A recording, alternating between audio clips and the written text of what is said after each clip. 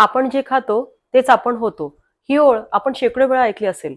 पण आज पहिल्यांदाच त्याच्या मागचं खोल असं आयुर्वेदिक विज्ञान तुम्हाला खोलवर समजणार आहे. आता थोडं लक्षात घेऊयात, की एकच अन्न जे काही लोकांना ऊर्जा देतं, तर काही लोकांना आजार देतं. एका व्यक्तीला दूध पचतं, तर एका व्यक्तीला त्याचा त्रास होतो. एका घरामधलं सगळं अन्न तेच, पण सगळ्यांची तब्येत वेगळी.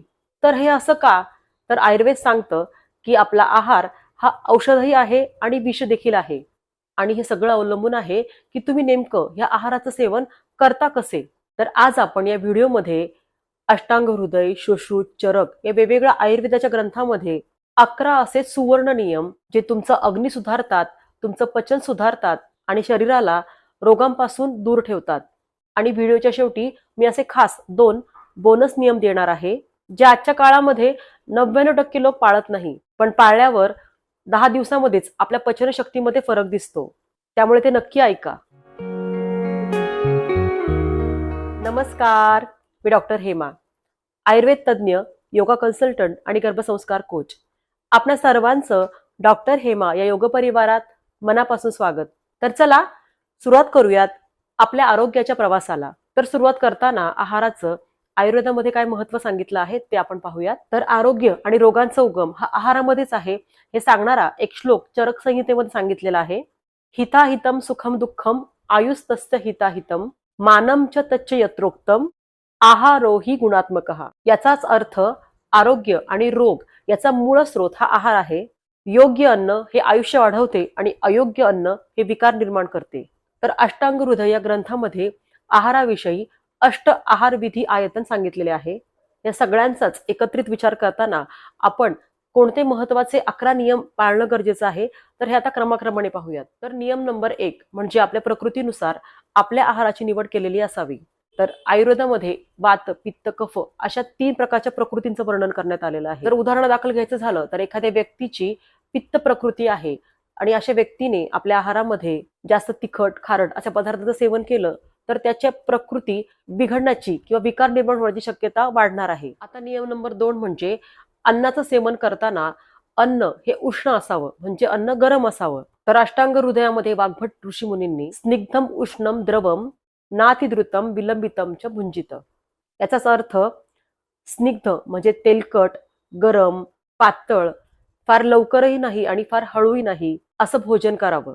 कारण गरम अन्न हे लवकर पचते, ते वात आणि कफाला शांत करते आणि आपल्या शरीरामधील चयापचय ही क्रिया सुधारते.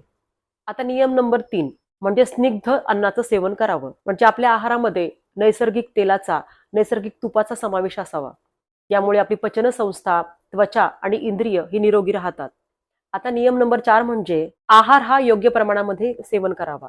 तर याचं प्रमाण कसं ठरवायचं? तर यासाठी चरक संहितेनुसार आपल्या पोटाचे 4 भाग कल्पिले आहेत. यामधील 2 भाग हे अन्नासाठी, 1 भाग हा पाण्यासाठी किंवा द्रव पदार्थासाठी आणि उरलेला 1 भाग हा वायू संचरणासाठी रिकामा ठेवावा असं सांगितलेलं आहे.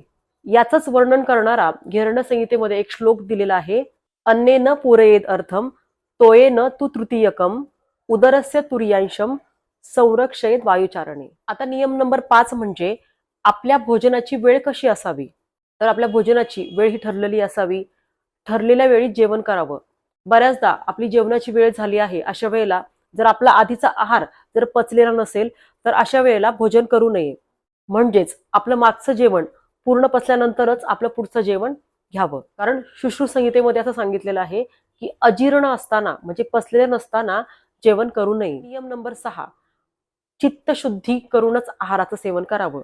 म्हणजे आपल्याकडे बऱ्याचदा आपण जेवण करण्यापूर्वी पूर्वीच्या काळामध्ये वदनी कवल घेता नाम घ्या श्रीहरीचे या पद्धतीनं आपण श्लोक म्हणून आपल्या जेवणाची सुरुवात करत होतो. त्यामुळे आपलं चित्त शुद्ध होण्याचं काम होत होतं आणि आपलं मन शांत आणि एकाग्र होत होतं. पण सध्या टीव्ही, मोबाईल किंवा जेवताना बोलणे, भांडण करणे, तर यामुळे आपलं जेवण करताना मनाची शांतता आणि एकाग्रता भंग पावते. तर त्यामुळे चित्तशुद्धी करूनच आपल्या जेवणाचं सेवन करावं. कारण विचलित झालेलं मन हे पूर्णपणे अन्न पचवू शकत नाही. त्यामुळे आयुर्वेदामध्ये तन्मना भुंजित म्हणजे एकाग्र चित्तानेच आपण जेवण करावं हे सांगितलेलं आहे. नंबर 7 म्हणजे की आपल्या आहाराचे संस्कार खूप महत्वाचे आहेत. म्हणजे जेवण बनवण्याच्या आधी, जेवण खाण्याच्या आधी ते पवित्र आणि स्वच्छ असावे. अन्न शिजवण्याची पद्धत देखील योग्य असावी. त्यामुळे अन्न बनवताना जी व्यक्ती अन्न बनवणार आहे तिचं मन शांत असणं गरजेचं आहे. त्याचबरोबर अन्न बनताना ते जास्त प्रमाणात शिजवणं किंवा खूप कमी प्रमाणामध्ये शिजवणं, तर या प्रकारच्या क्रिया न करता योग्य प्रमाणात शिजवणं गरजेचं आहे. तरच ते अन्न आरोग्यदायी ठरेल. आता पुढचा नियम नंबर 8 म्हणजे जुळणारे आणि न जुळणारे म्हणजेच विरुद्ध आहाराचं एकत्र सेवन करू नये. म्हणजे उदाहरणादाखल घ्यायचं झालं तर दूध आणि मासे, दूध आणि मीठ, फळे आणि दूध असा विरुद्ध प्रकारचा आहार एकत्र खाऊ नये. कारण या प्रकारचा आहार हे आपल्या अग्नीला बिघडवण्याचं काम करतो. आता पुढचा नियम नंबर 9 म्हणजे घाईघाईने अन्नाचं सेवन करू नये. यालाच चरक नातीद्रुतम भुंजित असं म्हणतात.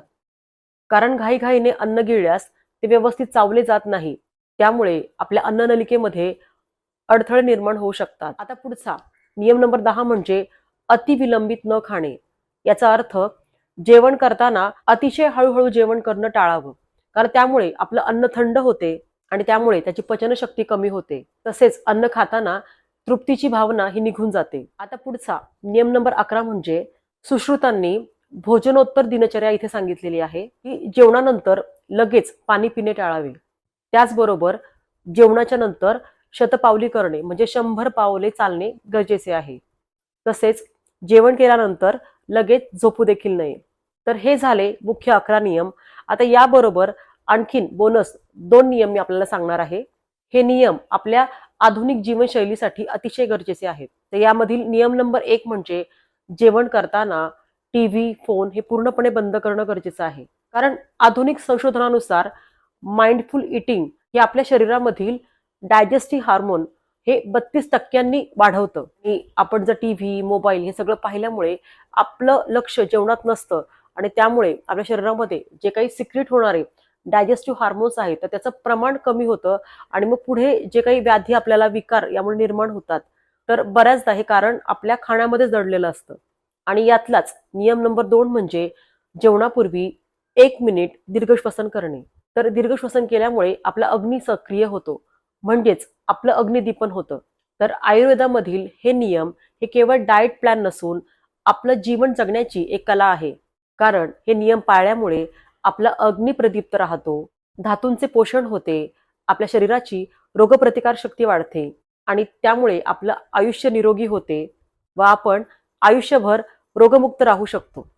त्यामुळे आपण आयुर्वेदाचा हा दिव्य असा आहारविधी आपल्या घरी पुन्हा आणूयात. त्यामुळे आजपासून एकच नियम पाळा, तो म्हणजे तन्मना भुंजित. याचा अर्थ शांतपणे आणि एकाग्रतेने जेवण करा. आणि हे सगळे नियम पाळून जर पुढच्या 10 दिवसांमध्ये तुमची पचनशक्ती, ऊर्जा, झोप या सगळ्यांमध्ये बदल दिसला तर मला नक्कीच कमेंट करून कळवा. आपल्याला हा व्हिडिओ आवडला असेल तर आपण नक्कीच या व्हिडिओला लाईक करा आणि ही माहिती इतरांना मिळावी हे जर आपल्याला वाटत असेल तर हा व्हिडिओ आपण इतरांना देखील शेअर करू शकतो. आणि हो, आपण अजूनही या चॅनलला सबस्क्राईब केलं नसेल तर सबस्क्राईब करा. आपण आपला अमूल्य वेळ देऊन हा व्हिडिओ पूर्ण पाहिल्याबद्दल आपल्या सर्वांचेच मनापासून खूप खूप आभार.